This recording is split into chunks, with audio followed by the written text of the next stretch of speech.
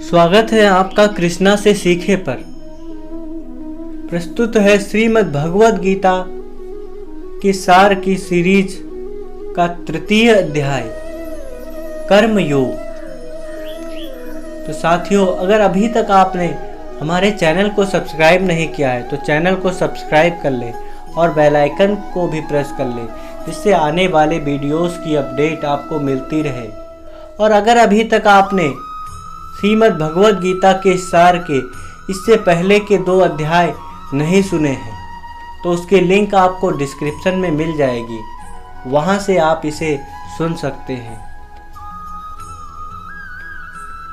कर्म योग। अर्जुन बोले, हे जनार्दन, यदि आप कर्म की अपेक्षा ज्ञान श्रेष्ठ मान्य है तो फिर हे केशव, मुझे भयंकर कर्म में क्यों लगाते हैं? आप मिले हुए वचनों से मेरी बुद्धि को मानो मोहित कर रहे हैं, इसलिए उस एक बात को निश्चित करके कहिए जिससे मैं कल्याण को प्राप्त हो जाऊं। श्री भगवान बोले, हे निष्पाप, इस लोक में 2 प्रकार की निष्ठा, साधन की परिपक्व अवस्था पराकाष्ठा का नाम निष्ठा है, मेरे द्वारा पहले कही जा चुकी है। उनमें सांख्य योगियों की निष्ठा तो ज्ञान योग से है और योगियों की निष्ठा कर्म योग से होती है।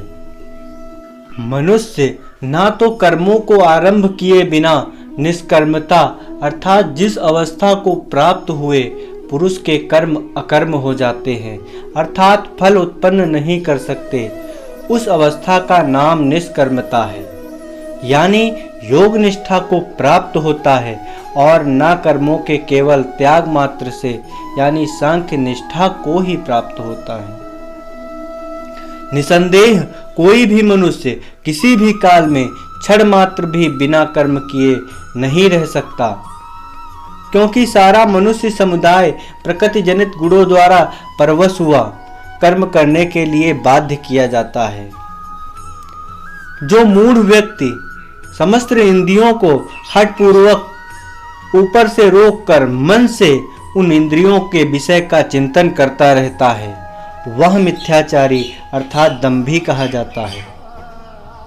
किंतु हे अर्जुन, जो पुरुष मन से इंद्रियों को वश में करके अनासक्त हुआ समस्त इंद्रियों द्वारा कर्म योग का आचरण करता है, वही श्रेष्ठ है। तू शास्त्र विहित कर्तव्य कर्म कर, क्योंकि कर्म न करने की अपेक्षा कर्म श्रेष्ठ है तथा कर्म न करने से तेरा शरीर निर्वाह भी नहीं सिद्ध होगा। यज्ञ के निमित्त किए जाने वाले कर्म से अतिरिक्त दूसरे कर्मों में लगा हुआ ही यह मनुष्य समुदाय कर्मों से बंधता है। इसलिए हे अर्जुन, तू आसक्ति से रहित होकर उस यज्ञ से निमित्त ही भली भांत कर्तव्य कर्म कर।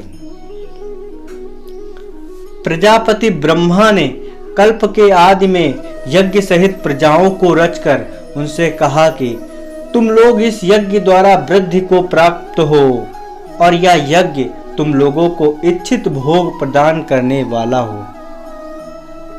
तुम लोग इस यज्ञ देवताओं को उन्नत करो और वे देवता तुम लोगों को उन्नत करें। इस प्रकार निस्वार्थ भाव से एक दूसरे को उन्नत करते हुए तुम लोग परम कल्याण को प्राप्त हो जाओगे। यज्ञ द्वारा बढ़ाए हुए देवता तुम लोगों को बिना मांगे ही इच्छित भोग निश्चित ही देते रहेंगे। इस प्रकार उन देवताओं द्वारा दिए हुए भोगों को भी जो पुरुष उनको दिए स्वयं भोगता है वह चोर है। यज्ञ से बचे हुए अन्न को खाने वाले श्रेष्ठ पुरुष सब पापों से मुक्त हो जाते हैं, और जो पापी लोग अपना शरीर पोषण करने के लिए ही अन्न पकाते हैं वे तो पाप को ही खाते हैं। संपूर्ण प्राणी अन्न से उत्पन्न होते हैं। अन्न की उत्पत्ति वृष्टि से होती है, वृष्टि यज्ञ से होती है और यज्ञ विहित कर्मों से उत्पन्न होने वाला है। कर्म समुदाय को तू वेद से उत्पन्न और वेद को अविनाशी परमात्मा से उत्पन्न हुआ जान। इससे सिद्ध होता है कि सर्वव्यापी परम अक्षर परमात्मा सदा ही यज्ञ में प्रतिष्ठित है। हे पार्थ, जो पुरुष इस लोक में इस प्रकार परंपरा से प्रचलित सृष्टि चक्र के अनुकूल नहीं बरतता, अर्थात अपने कर्तव्य का पालन नहीं करता, वह इंद्रियों द्वारा भोग में रमण करने वाला पापायु पुरुष व्यर्थ ही जीता है। परंतु जो मनुष्य आत्मा में रमण करने वाला और आत्मा में ही तृप्त तथा आत्मा में ही संतुष्ट हो, उसके लिए कोई कर्तव्य नहीं है। उस महापुरुष का इस विश्व में न तो कर्म करने से कोई प्रयोजन रहता है, न कर्मों के न करने से ही कोई प्रयोजन रहता है, तथा संपूर्ण प्राणियों में भी इस किंचन मात्र का स्वार्थ का संबंध नहीं रहता। इसलिए तू निरंतर आसक्ति से रहित होकर सदा कर्तव्य कर्म को भली भांति करता रहा, क्योंकि आसक्ति से रहित होकर कर्म करता हुआ मनुष्य परमात्मा को प्राप्त हो जाता है। जनकादि ज्ञानी जन भी आसक्ति रहित कर्म द्वारा ही परम सिद्ध को प्राप्त हुए थे। इसलिए तथा लोक संग्रह को देखते हुए भी तू कर्म करने योग्य है। अर्थात श्रेष्ठ पुरुष जो जो आचरण करता है, अन्य पुरुष भी वैसा आचरण करते हैं। वह जो कुछ प्रमाण कर देता है, समस्त मनुष्य समुदाय उसी के अनुसार बरतने लगते हैं। हे अर्जुन, मुझे इन तीनों लोकों में ना तो कुछ कर्तव्य है और ना कोई प्राप्त करने योग्य वस्तु अप्राप्य है, तो भी कर्म में बरतता हूँ। क्योंकि हे पार्थ, यदि कदाचित मैं सावधान होकर कर्मों में ना बरतूं तो बड़ी हानि हो जाए, क्योंकि मनुष्य सब प्रकार से मेरे ही मार्ग का अनुसरण करते हैं। इसलिए यदि मैं कर्म ना करूं तो ये सब मनुष्य नष्ट भ्रष्ट हो जाएं, और मैं संकर्ता करने वाला हूं तो इस समस्त प्रजा को नष्ट करने वाला बनूं।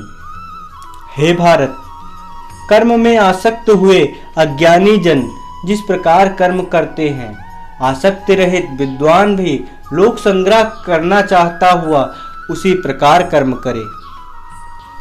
परमात्मा के स्वरूप में अटल स्थित हुए ज्ञानी पुरुष को चाहिए कि वह शास्त्र विहित कर्मों में आसक्ति वाले अज्ञानियों की बुद्धि में भ्रम अर्थात कर्मों में अश्रद्धा उत्पन्न ना करे, किंतु स्वयं शास्त्र विहित समस्त कर्म भली भांति करता हुआ उनसे भी वैसे करवाए।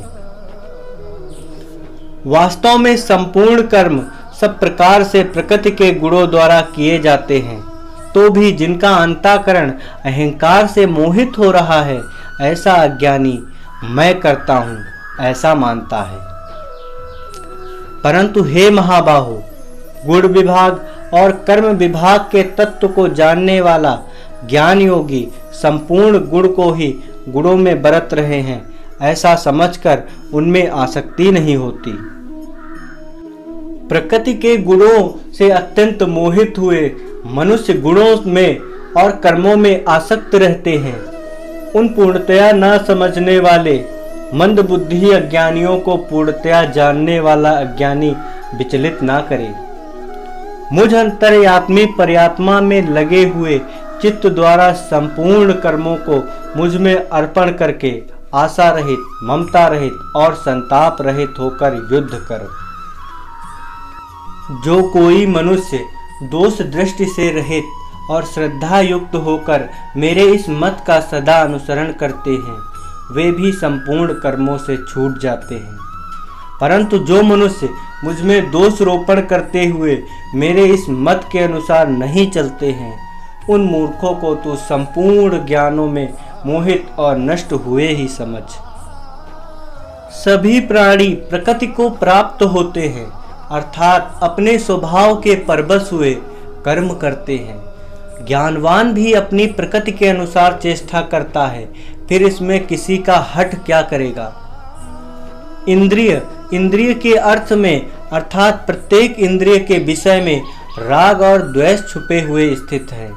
मनुष्य को उन दोनों के वश में नहीं होना चाहिए, क्योंकि वे दोनों ही इसके कल्याण मार्ग में विघ्न करने वाले महान शत्रु हैं। अच्छी प्रकार आचरण में लाए हुए दूसरे के धर्म से गुण रहित अपना धर्म उत्तम है। अपने धर्म में तो मरना भी कल्याणकारक है और दूसरे का धर्म भय देने वाला है। अर्जुन बोले, हे कृष्ण, तो फिर यह मनुष्य स्वयं न चाहता हुआ भी बलात् लगाए हुए किसी से प्रेरित होकर पाप का आचरण करता है। श्री भगवान बोले, रजोगुण से उत्पन्न हुआ यह काम ही क्रोध है। यह बहुत खाने वाला अर्थात भोगों से कभी ना अघाने वाला और बड़ा पापी है। इसको ही तू इस विषय में वैरी जान।